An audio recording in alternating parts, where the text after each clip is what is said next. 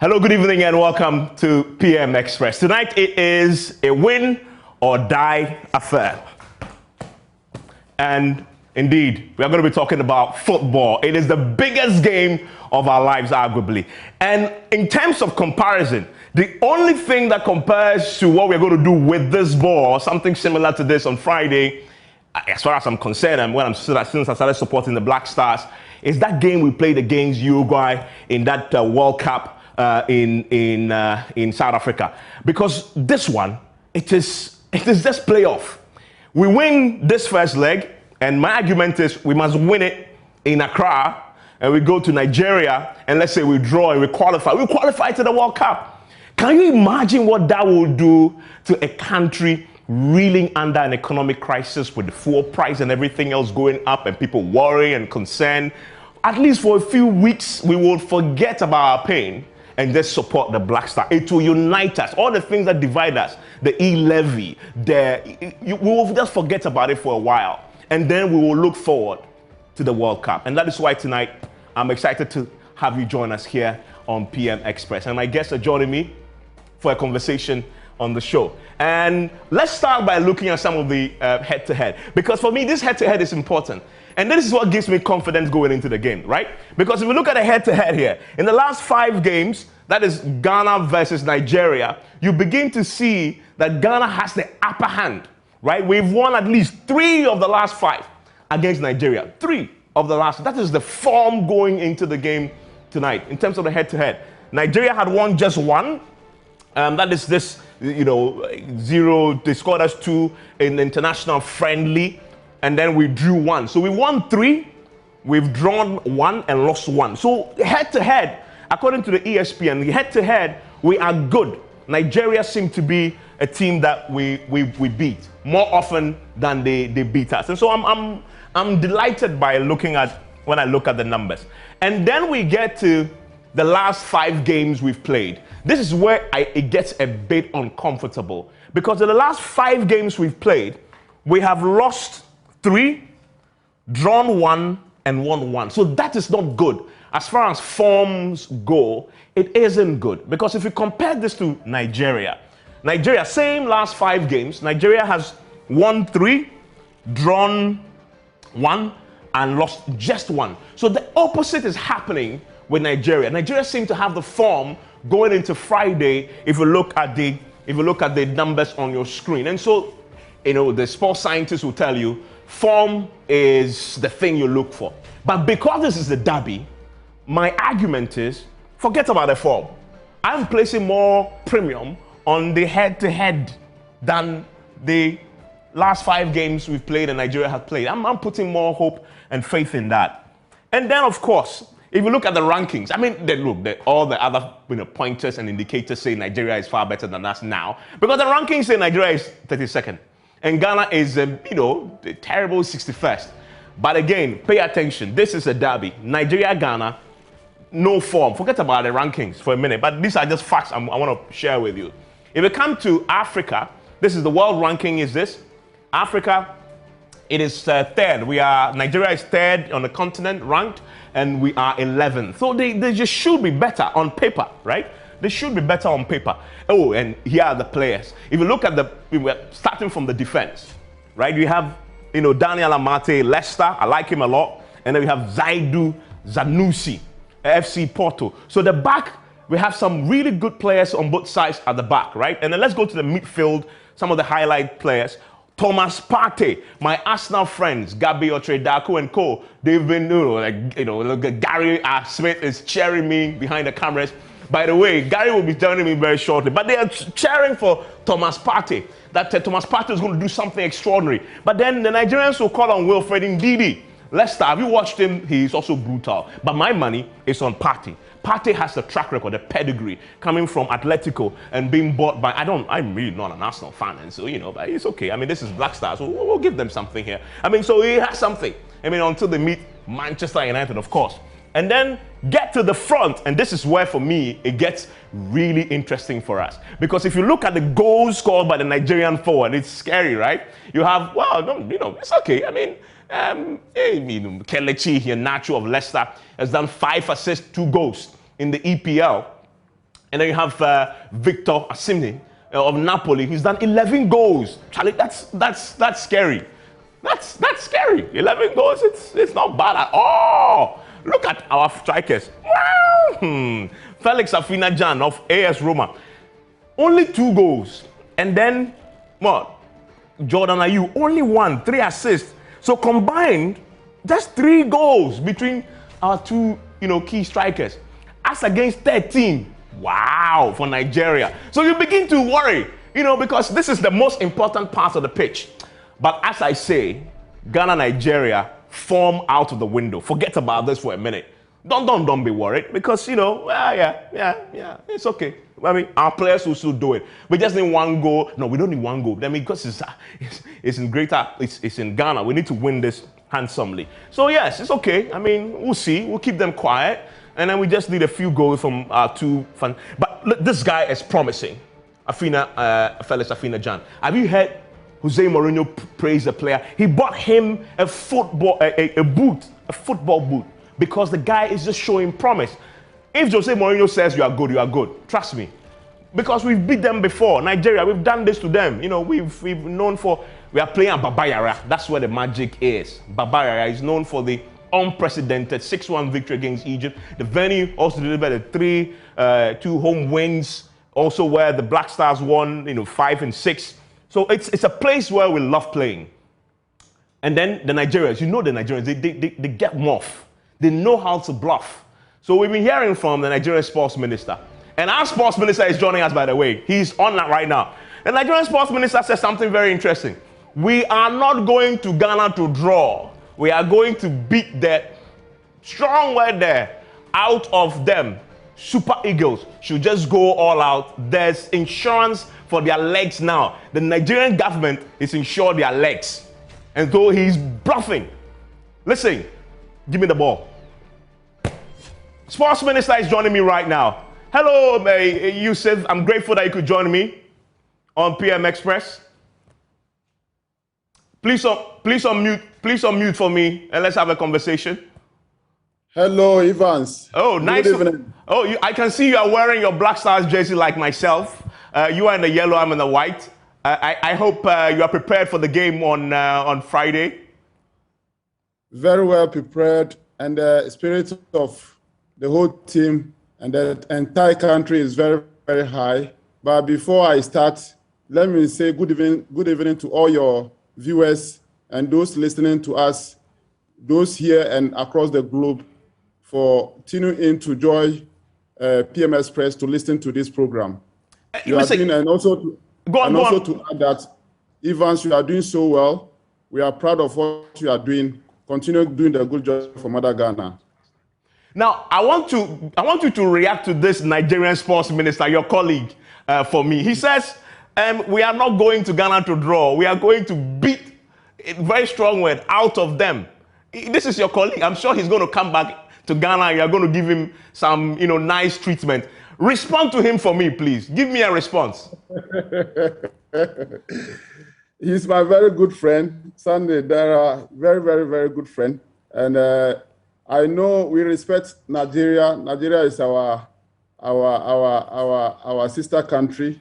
We have a very long history of relationship, a very good relationship between Ghana and Nigeria. And we are very, when it comes to sports and other things like jollof rice and most things, we are rivalry. We share a very huge rivalry. But this rivalry have not spoiled the relationship between these 2 beautiful countries.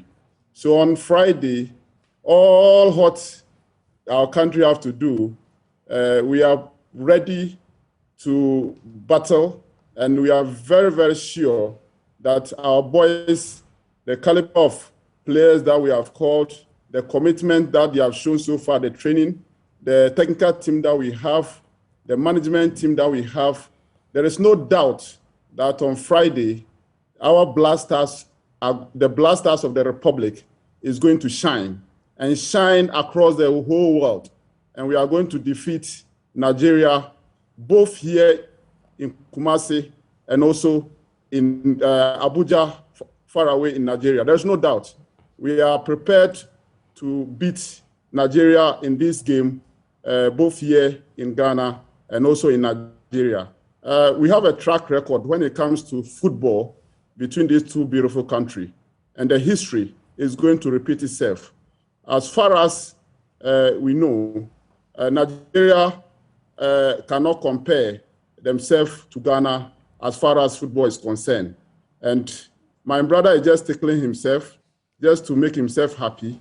And I know that if you look at his posture, even when I saw the video, if you look at his posture, you can see that he's under serious pressure and tension because he knows the country that he's coming to meet, and he knows what we can do. We can create surprises. It's a country that even when we use a club to represent our nation, Nigeria could not stand us.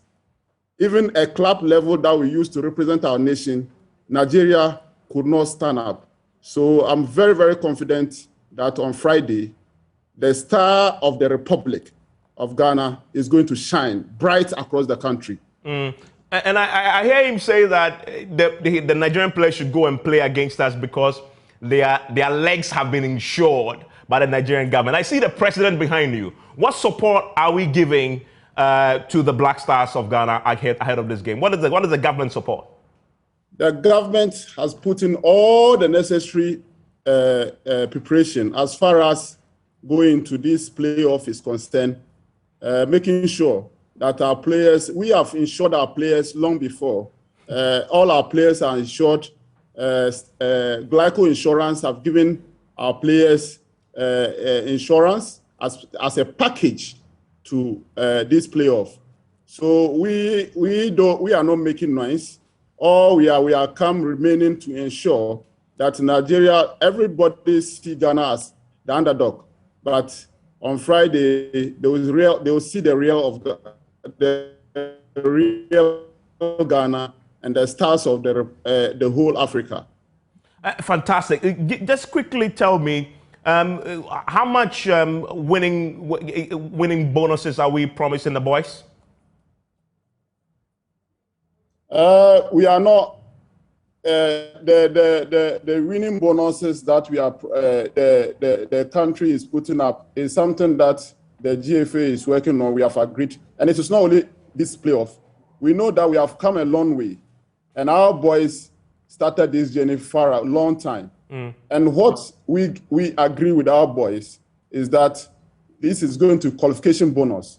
So all along when they were playing all the qualification, the boys were playing knowing that at the end of the day, once they qualify for World Cup, there is a huge package for them. And that huge package will not be disclosed now, but there is a huge package for the boys. They were playing all those various matches that we have played to get to the playoff without taking what was expected of them as far as bonuses are concerned. But I'm very, very sure that they know what is at stake. And on Friday and on the 25th and on the 29th, once they deliver, the government will on his part, will redeem all the promises, because this whole qualification is qualification bonus that we are going to give it to them. Fantastic. And you've been to the camp, have you not? Have you been to the camp? I went to see the preparation of the stadium, how the whole boys, the team is, but I'm not at the camp. I have to come back to Accra for another assignment to make sure that, we are at a battlefield, to make sure that everything is prepared for the battle. And when you saw the boys, what spirits were they in? I started by expressing my happiness and excitement, the spirit of the whole country behind the boys, and the boys' spirit is so high, and they are ready to conquer. And before the game, before Friday, we had a lot about, the pitch is going to be ready, it's not going to be ready. You've seen the pitch, I must assume. Give me a quick comment on how it's looking on the pitch. Everything, and I hope you heard, I read somewhere that Nigeria, our sister country, sent an expert to come and inspect to see whether the pitch is ready. And they said, and I want to quote, a beautiful pitch. So the pitch, if I have to quote her or him, is very, very ready for the game. The entire stadium, the facility, everything is ready. And the whole idea that we don't have a pitch that can host international competition, or just not, people were not just doing the saying the truth. Ghana have various facilities, and everybody know, and government is renovating all these facilities. Accra Sports Stadium, we know that it's going under renovation, and they are in phases. Kumasi Sports Stadium has gone under renovation. Cape Coast Sports Stadium have gone under renovation. Esipon is currently also undergoing a renovation. Government is investing hugely in sports infrastructure, making sure that all these facilities, and even Tamale Sports Stadium, all of them meet international standard. And you also know that Ghana will be hosting the next African Games. Government is investing in the sports village and also making sure that the University of Ghana Sports Stadium is upgraded to meet international standard. And also making sure that we have a sports complex where we have other facility for other sporting discipline like swimming. We are putting up a 1,000-seater swimming competition pool, also putting up a warm-up pool, 8 lane, and the first one is the competition pool is 10 lane, which can host any swimming competition globally in the world. Then we have a warm-up pool, which is 8 lane. We have a multi-purpose hall, a 1,000-seater, which for indoor games, 2 of them. We have a tennis court, 5 tennis courts with 1,000 covered spectator-seater tennis court. So we are in Nana Akufo-Addo's government, and His Excellency the President of the Republic is investing hugely in sports infrastructure. And also aside that, we are also working with key stakeholders and other agencies to provide community sport facilities as well.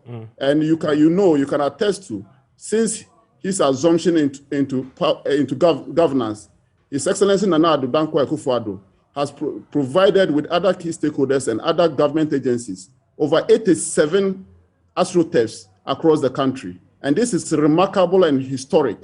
Aside that, we are also putting up 10 youth resource centers, 5,000 seater capacity in the then 10 regions. All this huge investment just signifies his commitment to sports development and the youth development in this country. And very finally, before you go, I have argued that this game is possibly one of the biggest, most consequential games we'll possibly see in our lives, or I have certainly seen in my life. Also because of the times you are in, because of the economic challenges we are facing, there's a lot of complaints of hardship. We need something to put a smile on our face, something to cheer us up. How important is this game for you and for the government, would you say? This game is very, very important. If you look at our history as a country, anytime Ghana have opportunity to represent the continent or our country in the world stage, Ghana tend to lead the whole continent. And that is why it is important to ensure that Ghana represents the entire country.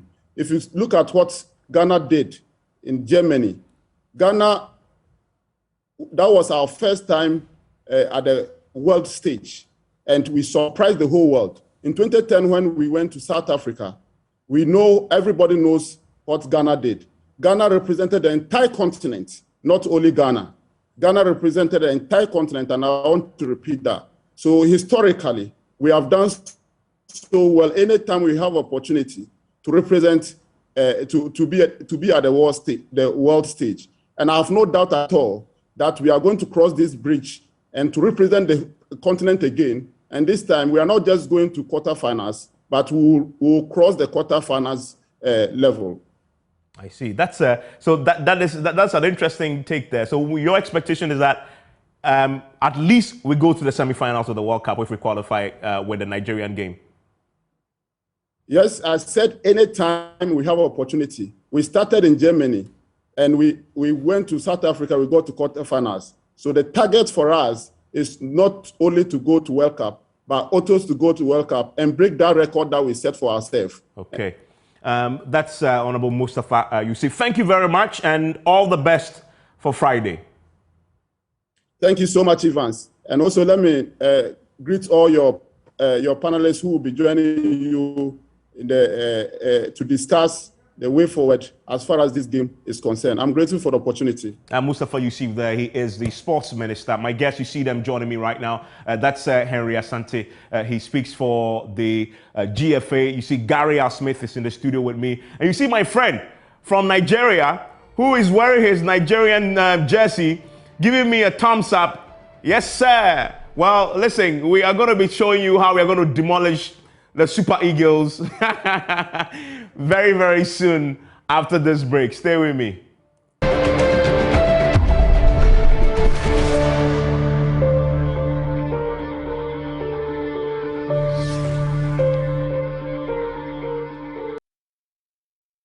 And thank you very much for staying with us. Just gone by, if you've missed it, we just finished talking to our sports minister, Mustafa Yusuf, and he had a very apt response to the Nigerian sports minister who was taunting us, calling our bluff that they're going to beat the hell out of us, to use a more, broadcast-friendly word.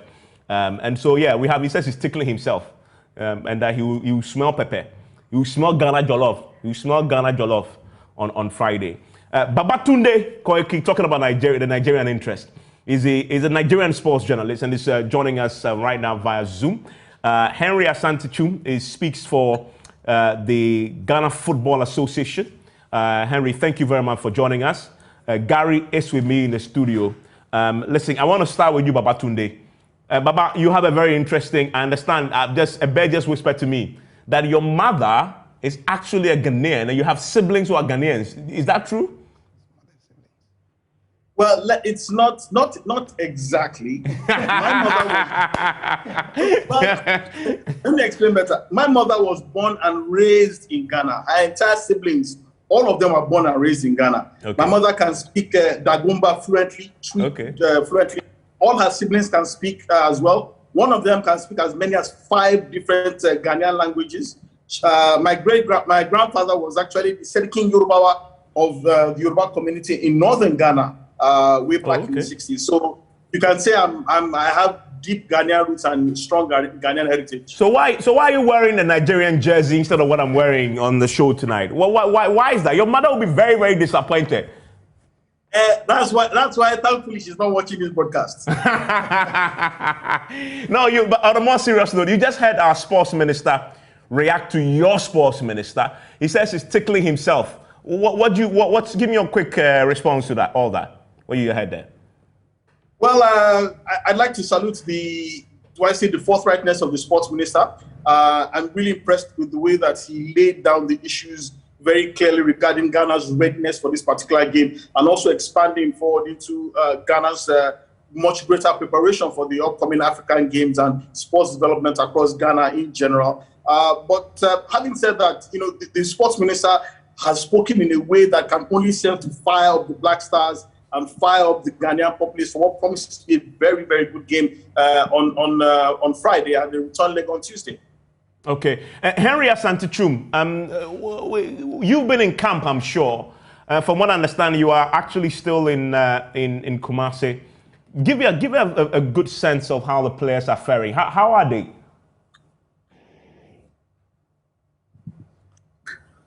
I've been in Kumasi for the past 4 days. I was part of the advance team that came to Kumasi to ensure everything is done properly ahead of the game. We needed to put a few things in place as regards the readiness of the facility that will host the game. And I'm referring to the Baba Yara Sports Stadium. So yes, I have been here. I've been gauging the atmosphere 2 days before the arrival of the Black Stars. And I've got loads of information. I know what people are discussing in town. I know how upbeat there are a few Ghanaians who are still not convinced about the chances of the team. And their argument or their discussions are based on what they saw during the Africa Cup of Nations in Cameroon. they felt we were not good enough, and they feel nothing has really changed within the last couple of months. But yes, from the side of the Ghana Football Association, we know we have done enough to put this team in good shape and to prepare adequately for this match. Immediately after the Cup of Nations, we took a decision to dissolve the technical team then, and then took steps to appoint a new technical team. That was the first point of call. We also took a decision to put a new management committee in place, which is now headed by the Vice President of the Ghana Football Association in the person of Mr. McAddo. I have been in Kumasi since Sunday with Mr. McAddo and Sami Kufuor. We've been doing a couple of things. We've been having a few engagements. We've been visiting the key people who matter. And so far, I will say that it's been great. It's been absolutely marvelous. What we have done within the last few days until the team arrived, and since the team arrived here in Kumasi, gives us, lots of confidence and a lot of confidence going into the match. Yes, the Nigerians have been bluffing for the past 3 weeks, but history guides us, and history tells us that these games follow no form guard, regardless of who you are, regardless of the players you have. Nigeria having beaten us in the last few engagements, from friendly matches to competitive games in the AFCON and in international friendly games, which have always been held in London in the last 7-8 years. We know that we are the underdogs, even though we are playing at home, but there is a big surprise awaiting our brothers here in Kumasi. Lots of preparations have gone on, from the technical side to the management side, to the preparation of the ground, or even to give them a good welcome party in Ghana. But in the end, we are optimistic about what we have done, and we are sure that it will give us the needed results on Friday. I mean, Gary, Henry talks about that one of the things he sampled in Kumasi, that people still believe that the expectation isn't as exciting, because, and he mentions the people believe nothing has changed. They're referring to our AFCON performance, etc., etc. Are those people justified to feel the way they feel?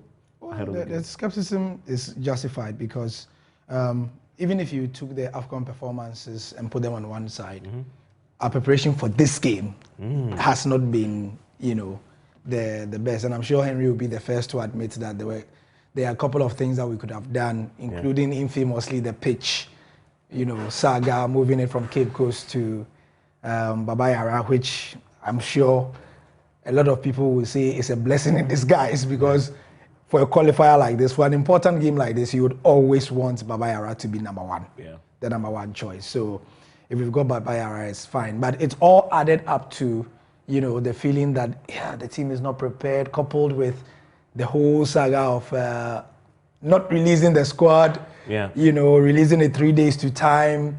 But Nigeria did the same, right? No, Nigeria released their squad 2 weeks ago. Oh, okay. 2 weeks. They've even had time to update with people have been injured, people have come in. So when you said Wilfred Ndidi last week Thursday got injured in a European game. Oh, okay. And so he has been changed, he has been substituted. Their goalkeeper has been injured, Maduka Okoye.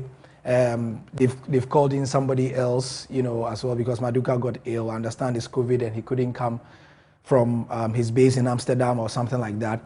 So those are the reasons why people are a bit skeptical. But this is Ghana. Sometimes it takes just a few days for the FA and all stakeholders to rally the people, and you are hoping that between now, tomorrow, and Friday, that can be done for people to feel the magic literally in the air. I mean, so literally, the players would have come together, the full squad, only on Tuesday? Only on Tuesday, yeah. Tuesday, and possibly started training Wednesday. Yeah. So that's today and tomorrow. All the teams in the qualifiers, the same. Oh, okay. Okay. I mean, so that then throws up all this, uncertainty. And then, of course, there's a question about whether the players we put together, the list, is the best we have out there. Of course, some of the players who play in AFCON are no longer in this squad. Yeah. But when you look at on the face, Afina Jan was in there. Afina Jan was not at the AFCON, but he's in there. Kwesi Rates, our striker. So of all our strikers that we have, Afina Jan was not there, Kwesi Rates was not there. It's only Jordan Ayew who has literally just recovered from Who's COVID. Kwesi Rates? You mentioned who? Kwesi Rates. He plays in Germany. Okay. Plays in Germany. Do we know if his goal? He's not really tested. I mean, you gave us the stats. Yeah, I mean, that for me was shocking because the Nigerian two up front, combined have scored 13 goals this season. But you know what? Ours have 3. But you know what? Interestingly, and Baba Koiki and Henry. I mean, Henry is always a journalist. Nigeria, because of their population size and everything, anytime we have faced them, 8 times out of 10, it's very rare for us to present a team with strikers that are player for player. Better. Yeah, or everything. Of have more goals and stuff like that in Nigeria. Mostly. And that is what makes the rivalry sweet because we are the problematic small brother. You understand? Yeah. We are stubborn. They should be beating us black and blue all the time. Yeah. But, I mean, the numbers are there. Sure, yeah. I mean, the last 5 games, we've won 3, drawn 1, lost 1. If you extrapolate it going back, Ghana is always a problem for Nigeria because of... And should I say, the main reason, and I was saying on a Nigerian radio station earlier today, that the reason why Nigerians did not want Ghana and Ghanaians did not want Nigeria is that these two countries, you see, if Nigeria is playing Senegal, they can say 1 + 1 is 2. 2 + 2 is 4. If Ghana is playing Morocco, Egypt, we can put pen to paper and do calculations. But when these two cousins are playing, it's just emotions. Yeah. So somebody is not very good, but he's so charged that he's doing something otherworldly and out of and that is what makes this game.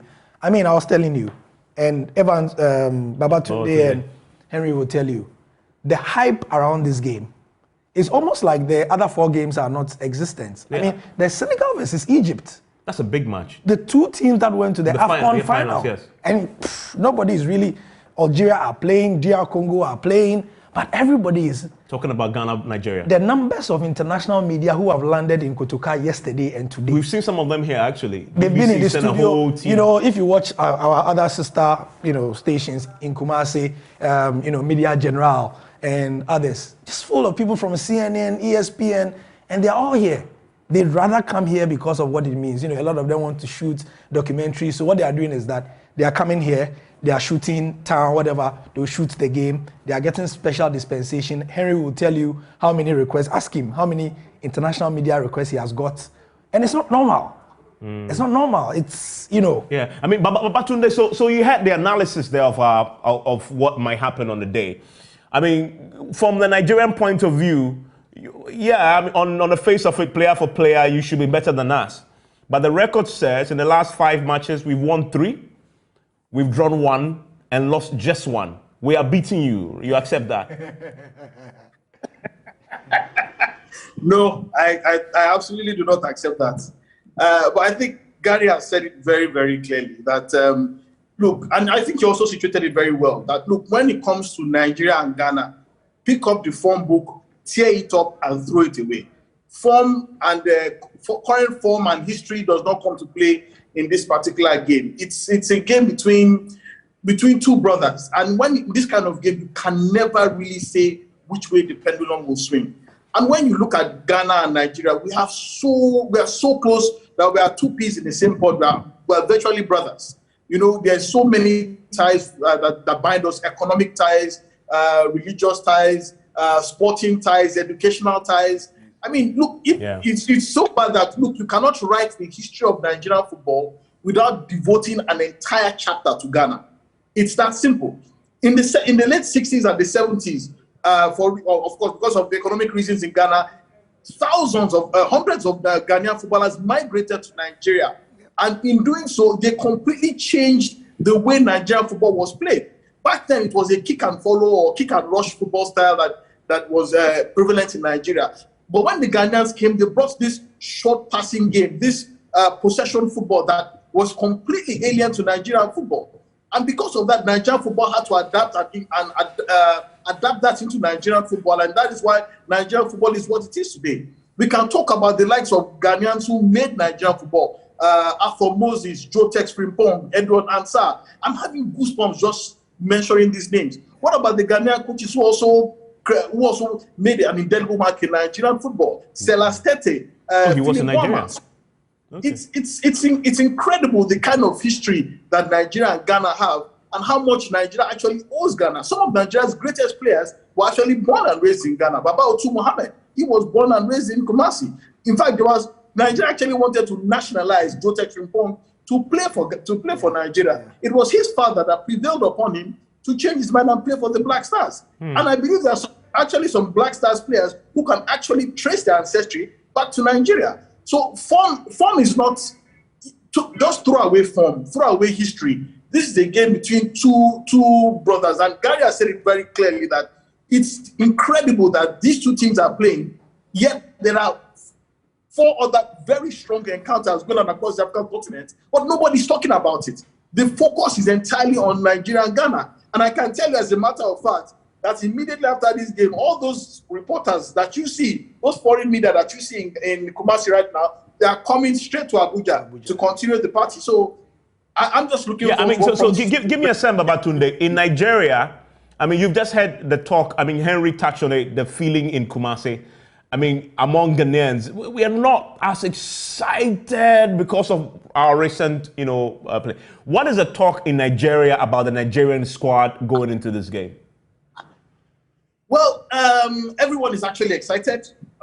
It seems on paper, it seems like a very, very good squad. It's possibly the best squad that Nigeria could present at this moment in time. Although, unfortunately, the loss of Wilfred, the midfielder from Leicester City, is a huge loss, because everyone was looking at him as the man to go toe-to-toe with Thomas Partey in that midfield. Yeah. Also, loss of the goalkeeper, Maduka Okoye, due to illness, is also a major, major loss as well. But Nigerians are completely excited about this game. It's hot in Nigeria now, but I think the temperature has actually been raised because of this impending game between Nigeria and Ghana. Everyone is excited, everybody is thrilled, everybody cannot wait, and everybody is also slightly disappointed because in normal circumstances, Nigeria on their own and Ghana on their own are good enough to represent the African continent. And everybody, I'm sure, would have wanted that. So it's so painful to see that in this contest, there can be only one. And I'm just hoping that, for the sake of my mother, let me say, may the best team win. That's a good one. That's a good one. Your mother will definitely be proud of you. But Henry, let me ask you about the players that we are going to put up. We've selected them. First, explain to me, is there a reason why we kept the names under wraps for so long before releasing it, 3 or 4, how many days ago? Just a couple 2 days ago. Well, is there a particular reason why, or this was just coincidence? Hello, Henry. I think you may have muted.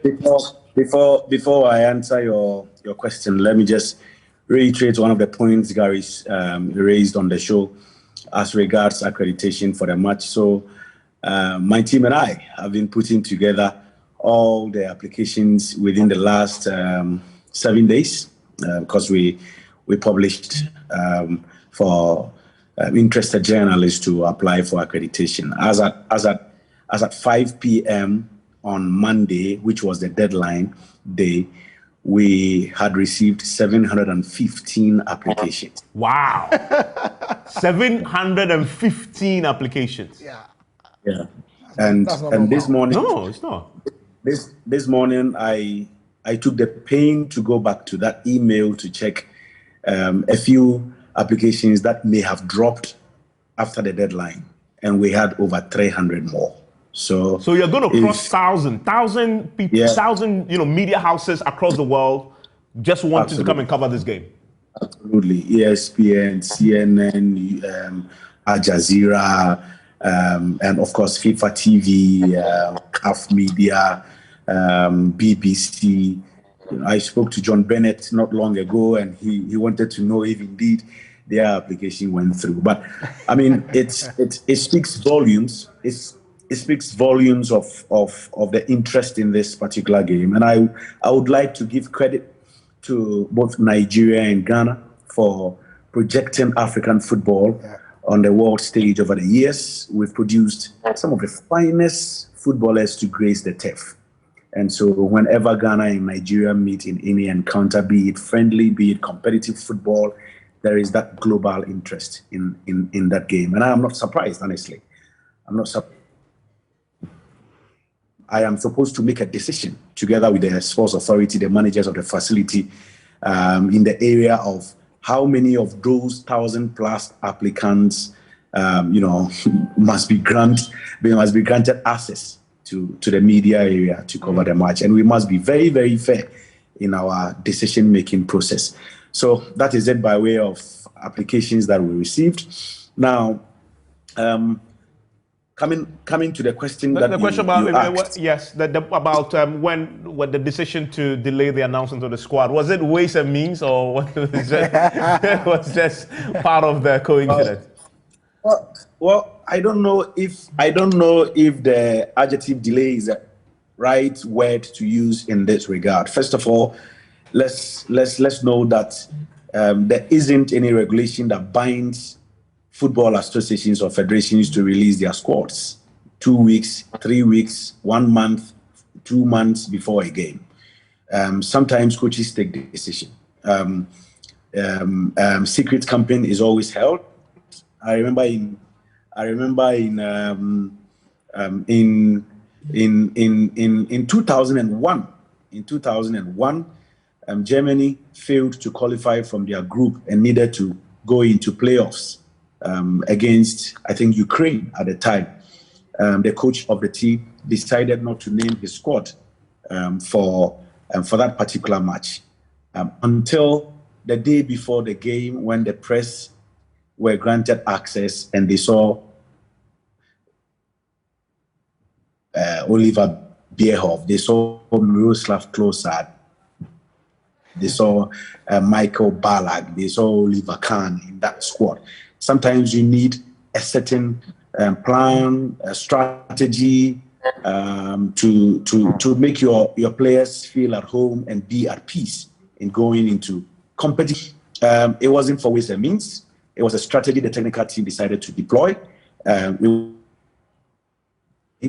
We did not want to repeat the mistakes of yesterday. Yes, Nigeria had injuries in the squad they named, and today they've replaced them. But we did not want to put names on paper or in the squad and possibly lose them to injuries later and try now contacting clubs for replacement. And these are the two main reasons why we. So you realize that we released the list international break when we knew either we will lose players to injuries or whatever before we release the squad. And unfortunately for us, we lost a couple of players who, because we identified their clubs and we were always in constant touch with their clubs, immediately when those players picked up injuries, we brought in other players who were on standby, and that's why we have these 26 players who are in camp, and Jordan Ayew is on his way to Accra. Hopefully, he will join the rest of the team tomorrow morning to make up the squad and take the number to 27. 27, okay. And I want to take a quick break. When I return, I'll talk about the coaching staff we'll have, and I'll get Babatunde on theirs as well, because this is going to be the first game for this very interesting assembly of top coaches. Somebody said consortium. Consortium, really. I mean, we haven't had this before. Yeah. Because you have Chris Hughton, we have Otoado, and others all coming together. This is their first match. And from what I understand, Otoado's brief is just these two games. Yep. And possibly Hughton may stay on. I mean, but there's a very unique balance there. I'll try and get your thoughts on that going into the game and get a Nigerian perspective on how they're also faring with their own. I think they trust their coach. I think their coach is very settled, and whether that will play into an advantage for the Nigerians or not. But stay with me. Very interesting angles to explore after the break.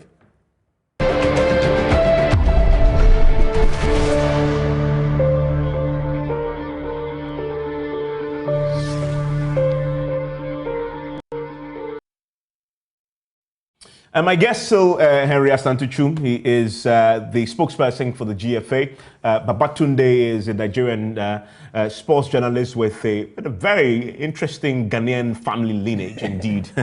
And he doesn't want to annoy the mom at all, so he stays in the middle. I mean, your Nigerian friends will not forgive you too. They are watching. But he also joins us via Zoom.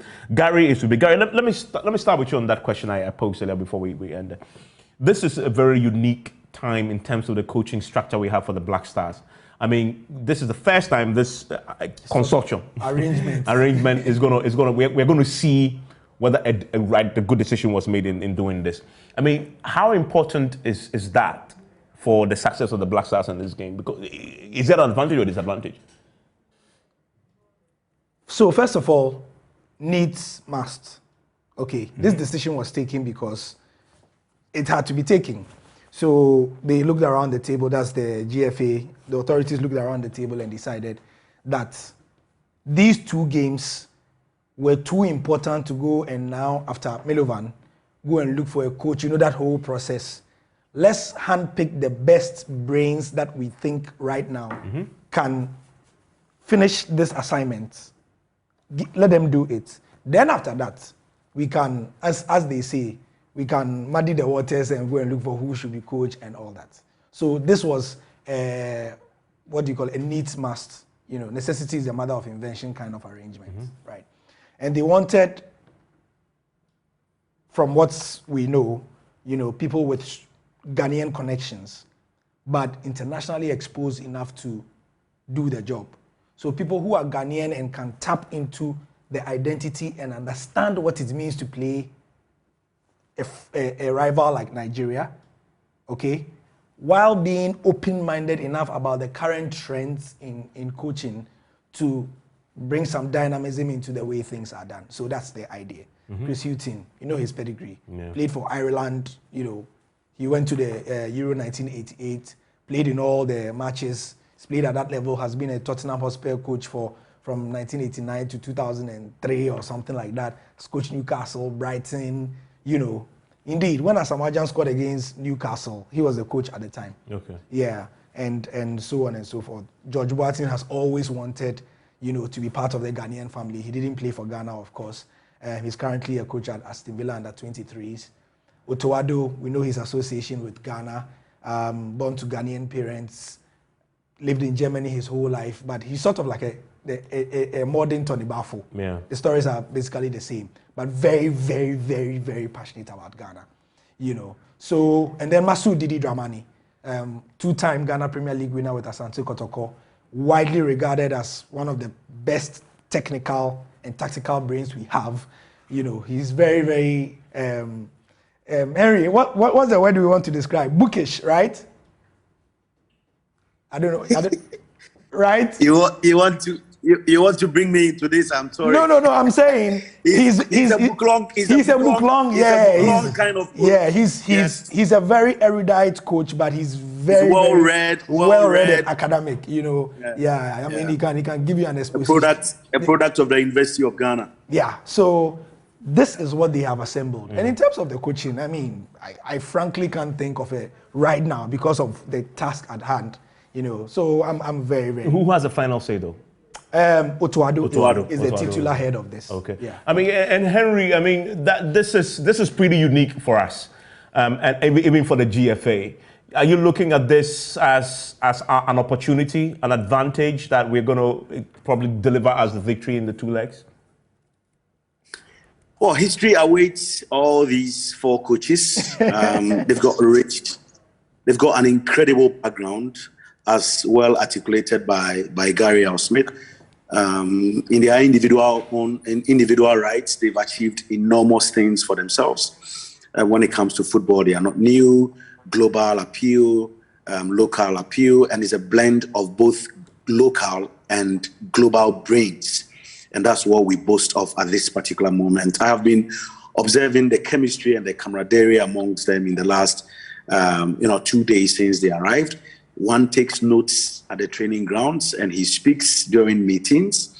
They've got great understanding of their respective backgrounds, and they are well detailed, well knitted, And I think that with these 4, we've got great future if indeed they are going to stay on beyond these qualifiers. I am particularly impressed about how they are always asking questions, how they are comparing notes, how they are putting things together, and the fact that they respect each other because they've achieved great things in their individual, capacities. That notwithstanding, we also have Richard Kingston, who has great and impeccable football history. To his credit, played in the English League, played in the Turkish League, has been to the World Cup on 2 occasions, and has been around as well, coaching Great Olympics, playing for Great Olympics since his return from Europe. So I honestly think that the work they are putting into this game, and Evans, let me put on record that these 4 coaches have been speaking and meeting in the last 6 weeks since their appointments. Okay. As a football association, we decided to keep certain things close to our chest. Otto almost flies to England to meet Chris every weekend after Dortmund games, and anytime he arrives in England, it's not only him. He also gets the chance to meet with George Boateng because he works in England, and they've been working assiduously behind the scenes.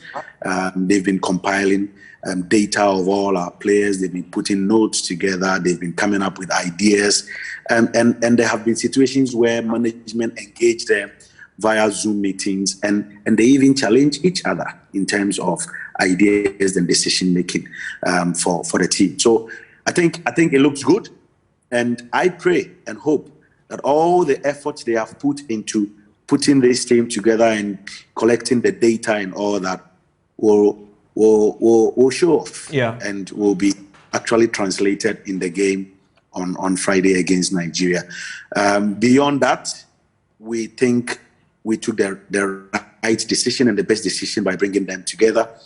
And it is possible that we, with these 4, and with the support of management and all the stakeholders attached to the team, we will be able to bring the team back to where we belong. Absolutely. Thank you, Henry. And I have 30 seconds to wrap up. Babatunde, as far as Nigeria is concerned, this is settled for you. Just quick 30 seconds wrap up for me in terms of your preparation for the match. Well, the Nigerian national team has been preparing quite furiously and quite steadfastly for this game. They've also appointed former Tanzanian national team coach and UEFA Pro license holder and former African Footballer of the Year, Emmanuel Amunike, as part of the technical crew as well. They've drawn up a very extensive list. We also have some new exciting players who we feel might be game changers in these 2 legs. And so we are looking forward to a very, very good game on Friday and on Tuesday. After everything is said and done, we believe the Nigerian national team has done more than enough to emerge victorious and clinch that World Cup ticket ahead of time. Okay, well, thank you, gentlemen. Friday, we will see how this pans out. But there's only one winner here, and it's the Black Stars. Don't mind what Babatunde says. Enjoy the rest of your evening. Black Stars!